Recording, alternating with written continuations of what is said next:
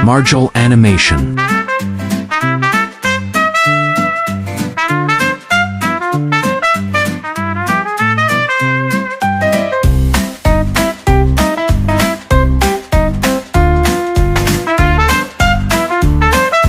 Relasyon at pag-ibig sa paningin ng Pinoy.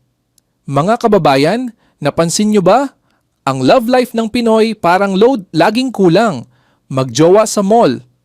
Pag may jowa ka at nagyaya ng date, love, saan tayo kakain? Tapos yung jowa mo, classic na sagot, kahit saan. Pag nagsuggest ka, oh sige, Jollibee. Biglang reply, ayoko dyan. So ibig sabihin pala ng kahit saan, ditch kahit saan. Basta hindi yan. Selos level Pinoy. Yung Pinoy pag nagseselos, hindi agad aamin.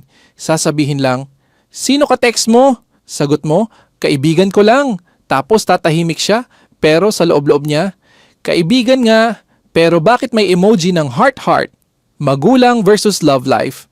Kapag sinabi mo sa nanay mo, ma, may boyfriend o girlfriend na ako, automatic reaction, hala, anak, mag-aral ka muna, wag muna yan, puro problema lang yan. Pero pag 30 ka na at single ka pa, anak, wala ka pa ring jowa, baka tumandang dalaga binata ka. Eh ano ba talaga ma? May love life equals mali. Walang love life equals mali rin. Wala na tayong panalo dito. Breakup lines, sa breakup ang Pinoy creative. Di ba may mga linyang nakakasakit? It's not you, it's me. Yung mas malala, kailangan ko munang mahalin ang sarili ko. Pero ang pinaka-Pinoy, sorry, hindi tayo compatible. Kasi team iPhone ako, team Android ka. Kaya mga kababayan, kung wala ka pang jowa, huwag kang malungkot. Kasi sabi nila, kung para sa'yo, ibibigay ni Lord. Pero sa bilis ng panahon, baka kailangan mo na rin mag-follow up kay Lord. Lord, baka pwedeng i-rush order na po. Salamat po, ako po si Marjol Animation. At ako lang ang komedyanteng walang load pero laging may punchline.